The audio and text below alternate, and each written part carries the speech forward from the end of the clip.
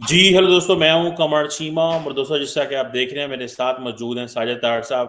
तार साहब सबसे पहले तो आपके वक़्त का बहुत शुक्रिया sir. My pleasure, Chima. So thank you so much. तार साहब नरेंद्र मोदी जो हैं भारत के वज़ीर-ए-आज़म वो जो रशिया का ट्रिप है उसे कंक्लूड करके ऑस्ट्रिया पहुँच गए हैं और कहा जा रहा है कि बहुत देर बाद ये हुआ है कि कोई फ्लाइट जो मॉस्को से चली हो वो यूरोप गई है क्योंकि जो बेलारूस है और यूक्रेन जो है उसकी एयर स्पेस बंद है, कोई फ्लाइट वहां से नहीं जाती। वैसे भी आपको पता ताल्लुकात। एक तो मोदी साहब के बारे में ये कहा जा रहा है कि he is a one man who can connect all of them. दूसरा तार साहब अगर देखा जाए तो 80-81 पैराग्राफ्स हैं दोनों मुल्कों के जो जॉइंट बायलैटरल स्टेटमेंट जारी हुई है।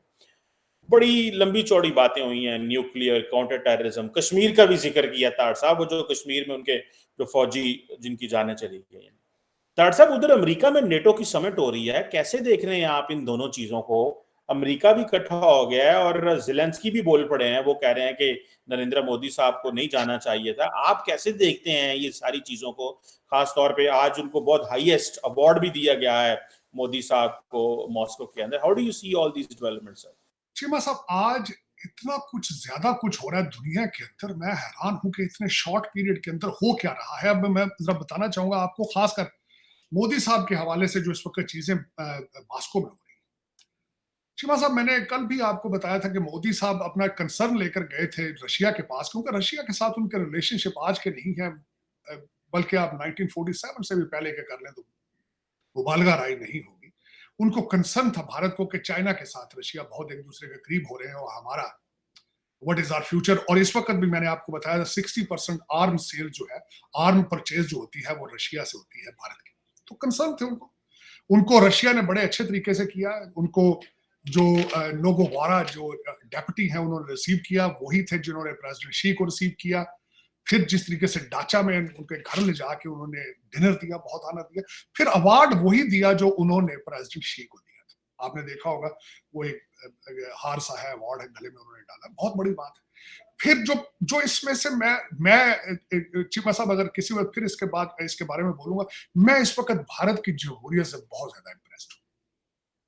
जिस तरीके से अभी जो रिसेंट इलेक्शन हुए हैं उस पर जो शुकूको शुभात थे उनके, और उसके बाद आज मैं जिस दो चीजें मैंने कल इसमें जो सीखी हैं, पुतिन इज नेशनलिस्ट और मोदी साहब नेशनलिस्ट। जो आप बात कर रहे हैं कि चिमा साहब, दो जो जो आपने बात अभी की है कि ज़ेलेंस्की ने भी स्टेटमेंट दी है और स्टेट डिपार्टमेंट ने भी स्टेटमेंट दी है कि हम भारत के मूव को देखेंगे और जो जॉइंट स्टेटमेंट आती है उसको हम बड़े गौर से देखेंगे। मेरे ख्याल में जो कई जर्नलिस्ट हैं वो ये कहते हैं कि दोनों स्टेटमेंटें बहुत जल्दी इन्होंने दी हैं। खासकर तनकीद का निशाना नहीं बनाना चाहिए था जब तक मोदी साहब still on the soil of Russia. इन्होंने जल्दी की, लेकिन उसके बाद जो एक सिग्निफिकेंट ये हुई है कि उनकी समिट के दौरान ही यूक्रेन के ऊपर अटैक किया गया, 6 शहरों को निशाना बनाया गया है। उनमें से एक कीव के ऊपर जो बम लगा है, वहां एक हॉस्पिटल के ऊपर लगा, वहां पे बच्चों की अमवात हुई है, और उसको यहाँ वेस्ट जो है वॉशिंगटन डीसी उस पर कैपिटलाइज करना है। रशिया की उस पर क्या बयानिया आया, वो कहते हैं कि ये डिफेंस मिसाइल जो यूक्रेन ने चलाया था, ये वही मिसाइल वहां गिरा, ये हमारा मिसाइल नहीं। लेकिन मोदी साहब का रशिया के अंदर होना और उसके दौरान इसको अटैक करना बहुत बड़ा साइन जाता है वेस्ट को, बहुत बड़ा साइन है। परेशान है इस वक्त स्टेट डिपार्टमेंट जो है वो तड़प रहा है, तड़प रहा है कि भारत जिस तरीके से गया वहां पे रशिया में, और जो वेलकम किया गया, और जो डिफेंस पैक्ट हो रहे हैं, और जो आगे मजीद तेल लेने की बातें हो रही हैं, टेक्नोलॉजी की, कनेक्टिविटी की बातें हो रही हैं, ट्रेड है, सारी चीजें। परेशान है स्टेट डिपार्टमेंट, तड़प रहा है इस वक्त। कहते कोयलों पे पड़ा है इस वक्त स्टेट डिपार्टमेंट यहाँ पे, अगर ये कहा जाए। उस पे मैं समझता हूं कि मोदी साहब ने अपना इंटरनेशनल लेवल पे कद काठ बहुत बड़ा कर लिया है। वो इस वजह से कि मोदी साहब ने पुतिन के साथ बैठकर उस हॉस्पिटल के हादसे का जिक्र किया और कंडेम किया। ये तब होता है जब आपने आईएमएफ से लोन ना लेना हो। ये तब होता है जब आपकी इकोनॉमी 8% पे ग्रो कर रही है। ये तब होता है जब आप नेशनलिस्ट होते हैं। ये तब होता है जब आपने लंदन दुबई में घर ना बनाने। This has been proven. तो ये सबसे बड़ी बात थी। उन्होंने वहां पे बैठकर ये बात की। उन्होंने कहा कि बच्चे जब मरते हैं तो दुख होता है, बच्चे जब मरते हैं दुख होता है। ये उनकी स्टेटमेंट थी उनके साथ बैठ के। दूसरा सबसे बड़ा आज वाकया ये हुआ है कि Chinese troops on the ground in Belarus has started exercise, joint military exercise in the evening of NATO summit. ये भी बहुत बड़ा सीन, बहुत बड़ा सीन। मैं बल्कि आज किसी से बात कर रहा था, हमारे बाबा जी बाइडेन की जो डिबेट हुई है उसका रिजल्ट आज निकला है। मैंने अर्ज किया था उस दिन आपके साथ ही, ये मैंने अर्ज किया था देखने वालों को कि दो लोगों ने इसको देखा है बड़े गौर से। एक तो पुतिन साहब ने देखा है, दूसरे प्रेसिडेंट शी ने देखा है। उनको नजर आ रहा है अमेरिका बीमार है। अमेरिका की हालत बिल्कुल ही है जो बाइडेन की हालत है। पैम्पर में पेशाब कर रहे हैं वो मुसलसल। कल सारा दिन व्हाइट हाउस में प्रेस जो है उन्होंने चीख चीख के कहा है कि बाबा जी पैम्पर पहनते हैं, डिमेंशिया की दवाइयां ले रहे हैं। कल व्हाइट हाउस का जो लॉग बुक है उसको डिस्कस किया गया है। उसमें एक यूरोलॉजिस्ट, उसमें न्यूरो सर्जन है वाटर रीड हॉस्पिटल का, उसकी एंट्रियां देखी गई है कि वो आता है बाबा जी का इलाज करता है। लेकिन जिस तरीके से बाबा जी बीमार है उसी तरीके से अमेरिका बीमार है। पहले क्यूबा में रशिया ने आके एक्सरसाइज की, यहाँ पे ये जून टीथ मनाते रहे, ये फादर्स डे मनाते रहे, और क्या कहते थे, हनूज दिल्ली दूरस्त, यहाँ ये नारे लगाते रहे। तो आज ये मैं समझता हूं बहुत बड़े स्टेप हैं जो रशिया ने इस पे मिसाइल दागे, 6 शहरों को उन्होंने निशाना बना के रख दिया, और चाइना ने एक्सरसाइज शुरू की। हाँ, इसका एक और चीज यहां बताऊंगा, फायदा किसको है। फायदा ये है, सबसे पहले तो मैं बताऊंगा दुबई और अबू धाबी की प्रॉपर्टियों के प्राइसेस आज और बढ़ जाएंगे। वो किस तरह बढ़ेंगे? वेस्ट जो है बाबा जी बाइडेन के साथ जो लुटेरे उनके हैं, जो हमारे अमेरिका के मिलिट्री इंडस्ट्रियल कॉम्प्लेक्स के जो शागिर्द हैं, जिसमें टोनी बिल्कन भी शामिल है, लॉयड ऑस्टिन भी है। टोनी बिल्कन बोइंग में है और लॉयड ऑस्टिन रेथियन से है। इनकी लॉटरी निकल आई है, क्योंकि ये अब वो जो हॉस्पिटल के ऊपर मिसाइल रशिया का गिरा है, ये नेटो वाले बच्चे अपने जो 32 इकट्ठे हुए हैं यहाँ पे डीसी में, उनको डराएंगे, उनको डराएंगे कि अब पैसे दो। कांग्रेसमैनों को डराएंगे कि पैसे दो, पैसे दे यूक्रेन को। और यूक्रेन सबसे करप्ट तरीन कंट्री है यूरोप का, और वहां पैसा जाएगा 70% पैसा दुबई और रियल एस्टेट में अबू धाबी चला जाएगा। ये पता है इनको, अमेरिकन को भी पता है, को मैं नई बात नहीं बता रहा। मैं अगले दिन यहाँ पे ये बताना चाहूंगा कि प्रेसिडेंट ज़ेलेंस्की जो है यूक्रेन के, उनकी वाइफ ने बहुत बड़ी महंगी गाड़ी खरीदी। मैं समझ रहा था शायद ये फेक न्यूज है, लेकिन उसको बीबीसी ने कल कवर किया। बीबीसी इज सर्टिफाइड, इस मेरे ख्याल में अच्छा एक न्यूज चैनल है, उन्होंने भी कवर किया है कि उन्होंने मिलियंस की गाड़ी खरीदनी चाहिए। पैसा जो है अमेरिकन का पैसा हो, हराम का पैसा कहते ना, हराम की मुर्गी तो काजी पे भी हलाल है, वो तो फिर हलाल है ना। तो बदबख्ती किसकी होगी? मेरे जैसे अमेरिकन की, जो यहाँ पे काम कर करके जिनके सत्यानाश हो चुका है। मेरा खून और sweat, my blood and sweat will reach to Dubai. ये इसका अलमिया है। और दूसरी जो मैं समझता हूं, आज जो ड्रामा यहाँ पे नेटो का शुरू हुआ है वॉशिंगटन डीसी में, ट्यूसडे से थर्सडे तक ये ड्रामा होगा। यहाँ पे 32 मुल्क इकट्ठे हुए हैं, 75 साल 75 ईयर्स इनको हो चुके हैं नेटो को। एक यूजलेस ऑर्गेनाइजेशन है। इकट्ठे होंगे, नेटवर्किंग करेंगे, अपने अपने मुल्कों से पैसे ला के वहां यहाँ वॉशिंगटन डीसी में अच्छी अच्छी बिस्कियां पियेंगे, खाने खाएंगे, एक दूसरे को लतीफे सुनाएंगे। जाती दफा मेरे जैसे लोगों के पैसे डॉलर लेकर यूरोप चले जाएंगे, इसी के लिए इकट्ठे हुए हैं। लेकिन तार साहब, वो नेटो का एक फायदा तो है कि रशिया डरा रहता है, वो यूरोप पे हमला नहीं करता, वरना यूरोप पे वो हमला कर दे। अगर वो ये जो इसका आर्टिकल है, आर्टिकल 5 कि एक मुल्क पे हमला, सब पे हमला तस्वर किया जाएगा, वो काम तो कर रहा है। रशिया डरा हुआ, क्या कहेंगे आप इस पे? ये गलत बात। मैं अगर डरा होता तो इनको सलामी ना पेश करता 21 तोपों की शाम को। कल शाम को इनके समिट शुरू करने से पहले उन्होंने 21 तोपों की सलामी पेश की। अगर डरा होता तो ये ना करता शाम को। चाइना डरा होता तो बेलारूस के अंदर मिलिट्री एक्सरसाइज ना करते। उन्हें पता है, इनको चेक कर लिया गया है कि जिस तरीके से ये काबल से बच्चों की डेड बॉडियां उठा के भागे थे, उन्होंने देख लिया है। और यूक्रेन की जंग आज से शुरू नहीं हुई है।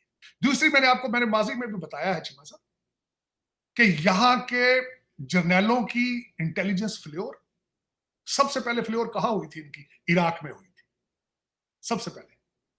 उसके बाद इनकी अफगानिस्तान में फ्लेवर हुई। तीसरी यूक्रेन के बारे में फ्लेवर इनकी। इनको कोई पता नहीं है, इनको कोई पता ही नहीं है चीमा साहब दुनिया में हो क्या रहा है। They have become a corrupt country. मैं पता नहीं है पाकिस्तान का पानी मंगा के पीना शुरू कर दिया इन्होंने, यहाँ अमेरिकनों ने, या क्या वजह है। इनके अंदर वही बीमारी पाकिस्तानियों वाली आती जा रही है, पता नहीं क्या बात।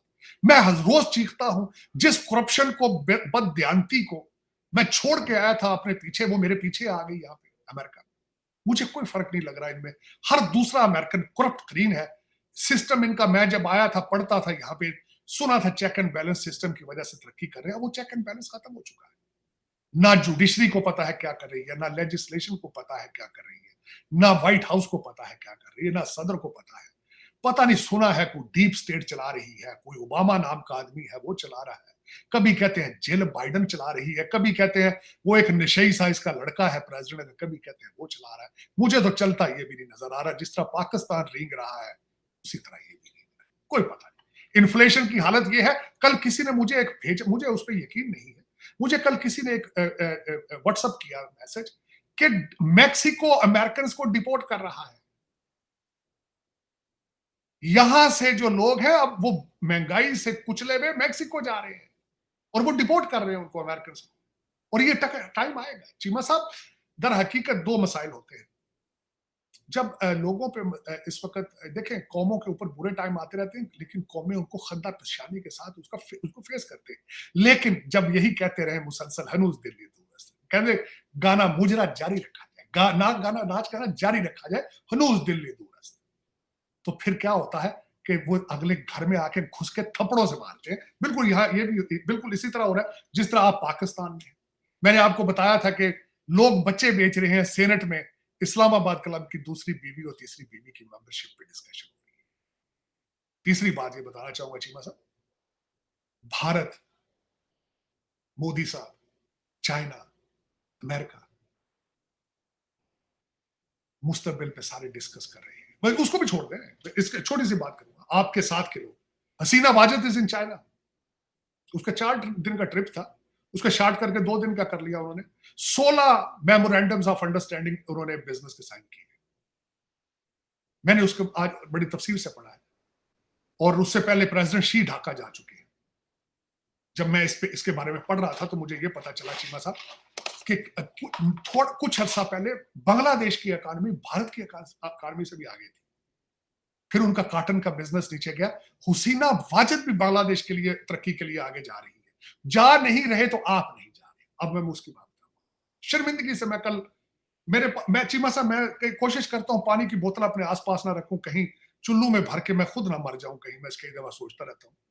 25 करोड़ लोगों को तो खैर पानी में पता नहीं है कि चुल्लू में डूब के मरने से क्या इसका मतलब है। लेकिन कल एक खबर पड़ी है, मुझे मेरे जिस्म का एक बाल खड़ा हो गया और ARY पे खबर चली है। इस अमेरिका वॉशिंगटन DC के अंदर पाकिस्तान की एम्बेसी का एयर कंडीशन 4 साल से बंद है, खराब। ना करें तार साहब, ये खबर आई है, गूगल करके देखें। कल ARY ने खबर चलाई है कि Pakistani embassy in Washington DC पिछले 4 साल से एयर कंडीशन बंद है। और उसमें आपके जो जाने वाले एम्बेसडर साहब कह रहे हैं, मैं आने वाले एम्बेसडर को कहूंगा कि आके एयर कंडीशन ठीक करा, हमारे पास पैसे नहीं। ये हम तो मैंगो डिप्लोमेसी वहां पे कर रहे हैं, तो अमेरिका के अंदर तो बड़ा हाई एयर कंडीशन है, लोग कैसे रह रहे हैं तार साहब वहां पे? कैसे रह रहे? अब मुझे ये तो, या तो ये पैसे रिपेयर के खा पी गए हैं, कई दफा बिल कर दिया होगा, क्योंकि जिस तरह पाकिस्तान में सड़कों 4-4 दफा सड़क एक साल में बनती है, या तो ये 4 साल मुसलसल रिपेयर करके खा पी गए हैं, तो या वाकई उनके पास पैसे नहीं है। अब इनकी किस बात पे यकीन किया जाए। लेकिन जो पाकिस्तान की embassy in Washington DC does not have air conditioning, does not have. ये रात को फंक्शन कर लेते बाहर, इतनी बड़ी। मुझे मैं पूछना चाहता हूं, वॉशिंगटन DC में आपकी एम्बेसी का काम क्या है? यहाँ एम्बेसी की जरूरत क्या है? चीमा साहब 2 काम सिर्फ एम्बेसी करती है आपकी DC के अंदर, शनाख्ती कार्ड बनाती है और पासपोर्ट बनाती है, वो ऑनलाइन बन जाते हैं। तीसरा काम बताएं, ना डिप्लोमेसी है, ना इकॉनमी है, ना फॉरेन पॉलिसी है। एम्बेसियों की जरूरत क्या है आपको? जरूरत है आपको? डॉक्टर साहब अमेरिका इतना इंपॉर्टेंट इत्तेहादी है हमारा, वो तो यार पैसे आपने उनसे मांगने होते, बंदा IMF भेजा करे, पैसे ले लिया करें आप। इतना तो काम है उनके साथ आपका, और तीसरा उनके साथ क्या काम? अच्छा। और देखें तो सही, आपके एम्बेसी के अंदर एयर कंडीशन काम नहीं कर रहा है। ये एयर वाई पे खबर चली कल, मैंने तो खुद खबर सुनी है ये एयर वाई से। मैं कौन सा एम्बेसी जाता हूँ रोजाना। चीमा साहब, जिस कंट्री के हालात ये हैं, आप उस कंट्री के बाशिंदे हैं। क्या मैं मुस्तकबिल आपका प्रेडिक्ट करूं यहां से? नेटो हो रहा है, बांग्लादेश चाइना जा रहा है, पठान भाईजान पता नहीं अफगानी क्या क्या कर रहे हैं। आप पता नहीं आप चाहते क्या है? मैं हैरान हूं, आप क्यों नहीं अपनी जिंदगियों के फैसले करते कि हम कहां जाना चाहते हैं, हमारा क्या मुस्तकबिल। साढ़े एयर कंडीशन बांधने सा जाना किते हुए डॉक्टर साहब देखें, चीमा डॉक्टर साहब साहब, मैं अफसोस है, मैंने कल खबर पड़ी है तो उसके बाद मैं इतना परेशान था। मैंने कहा यार मेरे पास इतनी बुरी हालत है इस मुल्क की, इतनी तो बुरी डॉक्टर हालत। साहब 10 20 50 हजार लाख डॉलर खर्चा आता होगा। इतने ज्यादा पाकिस्तानी वहां इतने अमीर हैं, वो इमरान खान को इतना फंड करते हैं, पाकिस्तान की एम्बेसी को नहीं फंड कर सकते।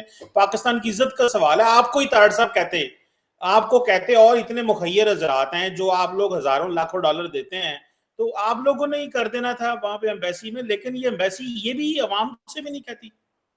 नहीं, अवाम से क्या कहनी, अवाम चीमा साहब, अवाम कहां से आई है? पाकिस्तान से आई है।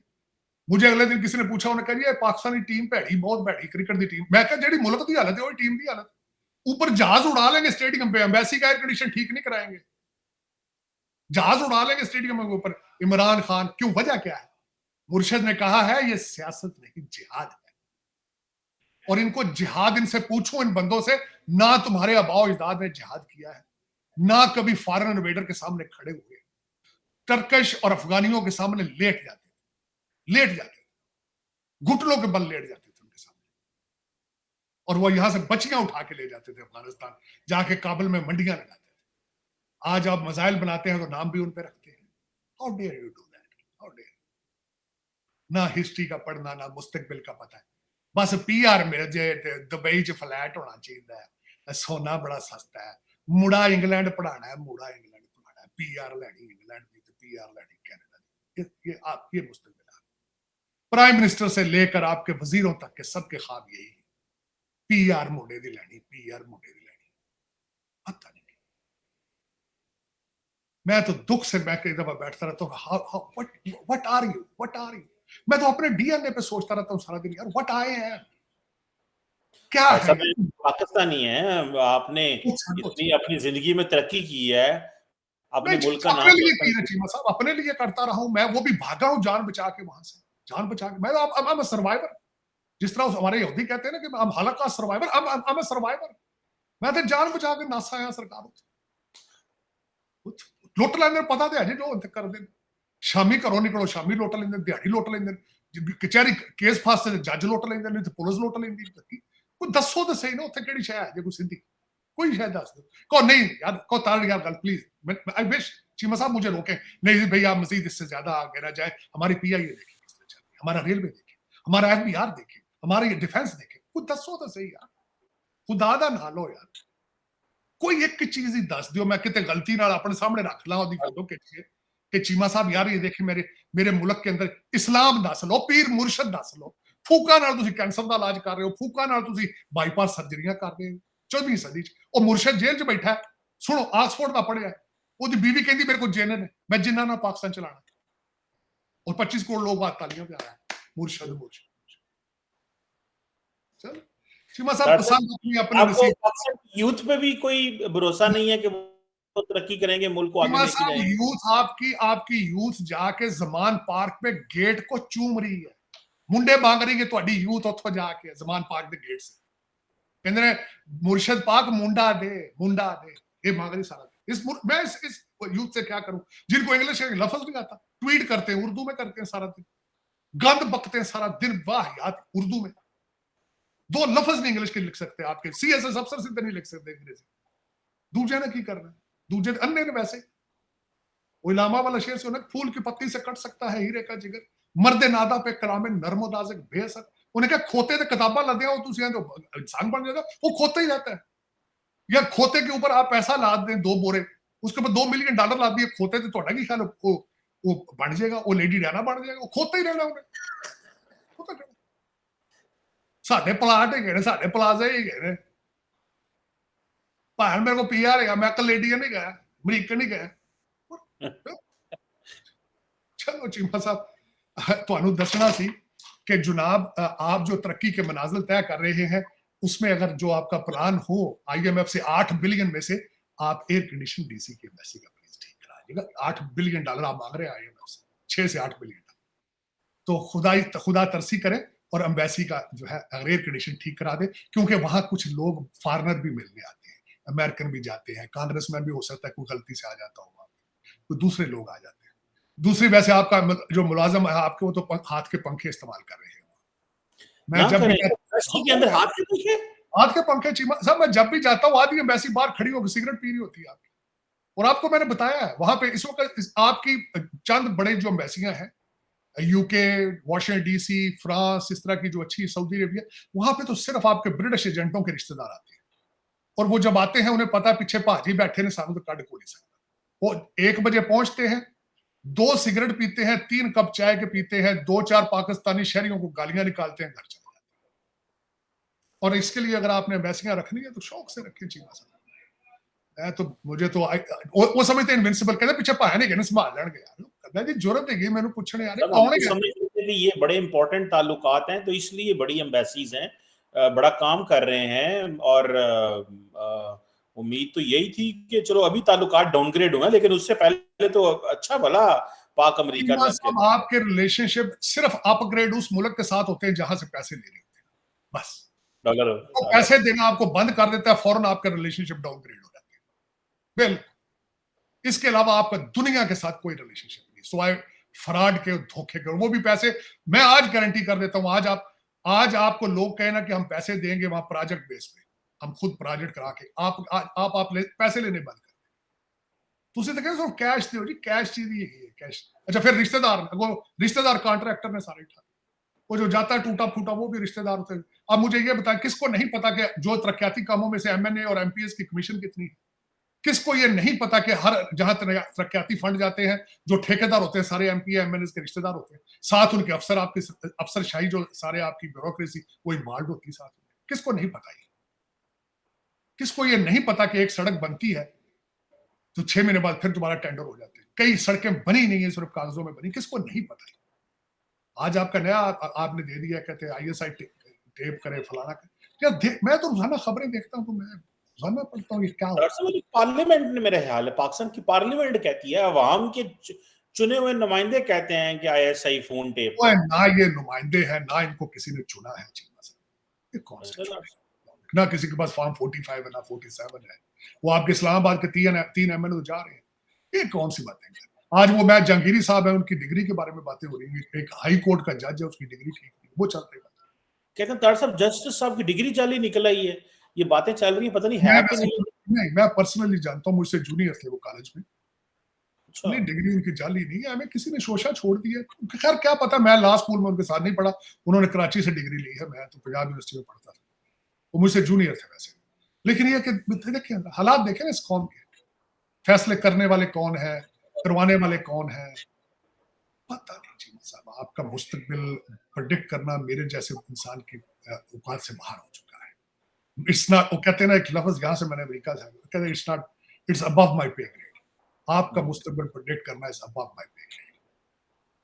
मैं तो खुद जिस मुल्क में आया था, मैं तो उसके मुस्तकबिल के लिए परेशान हुआ।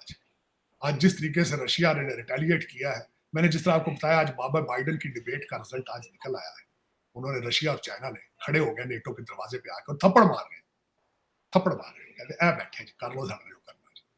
डॉक्टर साहब इंडिया और रशिया जो है वो नॉर्दर्न सी रूट स्टैब्लिश कर रहे हैं। रशिया ने ये इंडिया को कहा है कि आप रेड सी, मेडिटेरेनियन और इस रास्ते को इस्तेमाल ना करें, आप आर्कटिक सी है उसको इस्तेमाल करते हुए आप हमारे से जो है वो गैस और एनर्जी लें। डॉक्टर साहब इसका मतलब है इंडिया के पास तो मल्टीपल चॉइसेस आ गई हैं, वो मिडिल ईस्ट से भी एनर्जी ले सकता है और वो तो करेगा, लेकिन रशिया से जो एनर्जी लेगा रास्ते में कोई इंटरप्ट ही नहीं कर सकता। मतलब उनकी एनर्जी की सप्लाई लाइन बिल्कुल सेफ एंड सिक्योर होगी। ये जाहिर बात है अमेरिकन बड़े परेशान है अगर ये नॉर्दर्न सी रूट इंडिया उसका हिस्सा बन जाता है आर्कटिक ओशन में। अमेरिकन सिर्फ चंद अमेरिकन परेशान होंगे, अमेरिका एक दिन इंडियन टेक्नोक्रेट्स के बगैर सर्वाइव नहीं कर सकता। एक दिन अमेरिकन भारतीय इंडियन टेक्नोक्रेट चला रहे हैं, एक दिन नहीं निकलता, कुछ भी कर ले। अमेरिका अब आगे फ्यूचर में अमेरिका सर्वाइव करेगा इंडिया की वजह से। India will make American decision. I'm telling you, I'm watching it from Washington DC. Internally मैं बता रहा हूं इनके जो हालात इस वक्त चल रहे हैं। इन्होंने मैथ को पढ़ना छोड़ दिया। इनको बता दिया गया है कि मैथ को काले नहीं पढ़ सकते, इसलिए math is very resist subject, you better stay away from it. और जो मुस्तकबिल के अंदर मैथ नहीं पढ़ेगा वो खत्म हो जाएगा, वो कहते जल के भस्म हो जाएगा। तो चले ठीक है चीमा साहब, इनके भी इरादे ऐसे ही हैं जिस तरह आपके साथ हैं। आप भी सुइसाइडल हैं, ये भी सुइसाइडल हो चुके हैं। डॉक्टर साहब लेट्स सी क्या होता है, लेकिन हमारी तो कोशिशें हैं कि पाकिस्तान जो है वो इस मुश्किल वक्त से निकल आए, क्योंकि वज़ीर आज़म भी काफ़ी दिन रात कोशिश कर रहे हैं। IMF से पैकेज आ जाएगा, पैसे भी इकट्ठे हो जाएंगे, चीज़ें बेहतर होने का। तार साहब आप हंसते रहते हैं। तार साहब आप उनकी कोशिशों को तो पसंद करें, एटलीस्ट गवर्नमेंट की जो कोशिश है। साहब मैं माफी मांग लेना, मैं कहना कल सुनो खुदा आपको पाकिस्तान की लीडरशिप पे यकीन नहीं है? जरदारी साहब हैं, बिलावल साहब हैं, इमरान खान साहब है, शहबाज शरीफ साहब, ये पाकिस्तान के बड़े इंपॉर्टेंट नाम हैं जिनके ऊपर अवाम यकीन करती है। ना अवाम को यकीन करने की जरूरत है, ना वो करती है। वो वोट किसी को देते हैं, जाते कहीं और है। और जिन लोगों की आप बातें कर रहे हैं ये सारे लंदन वासी लोग हैं। ये तो पाकिस्तान आपका ख्याल है कि वोट किसी और को डलते हैं और निकलते किसी और के हैं? ये पाकिस्तान में इलेक्शन थोड़ी हुए कभी, इनको क्या पता इलेक्शन क्या चीज है। आपने तो इस पे कोशिश ही नहीं की ना, आपने तो इस पे तवज्जो देने की कोशिश ही नहीं की। मैंने आपको पहले कई दफा बताया था कि अयूब खान साहब परेशान थे जब रात इलेक्शन था ना, तो फातिमा जिन्ना ने ईस्ट पाकिस्तान तो उन्होंने बिल्कुल स्वीप कर दिया था, तो बड़े परेशान थे जब इलेक्शन का रिजल्ट आएगा क्या आएगा।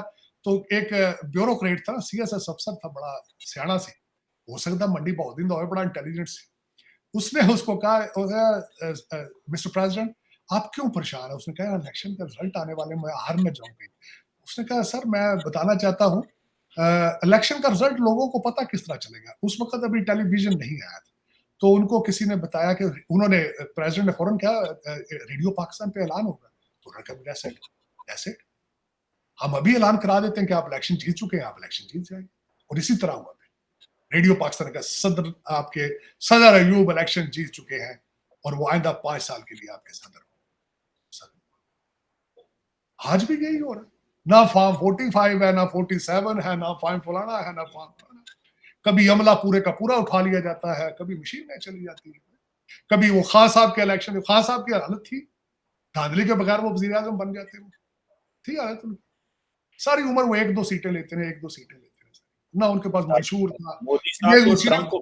चीमा साहब परवेज मुशर्रफ के वो सपोर्टर भी थे और सुना उनके इलेक्शन में काम भी करते रहे, उनके लिए वोट मांगते रहे। उनका क्या है? मोदी साहब तो पुतिन को बता रहे थे कि मैं 60 साल के बाद भारत में ये मौका आया है कि किसी वजीर आजम को तीसरी दफा चुना गया है और मेरे ऊपर बड़ी जो है वो बोझ है और मेरे जहन में एक ही चीज है कि कौम की खिदमत कैसे करनी है।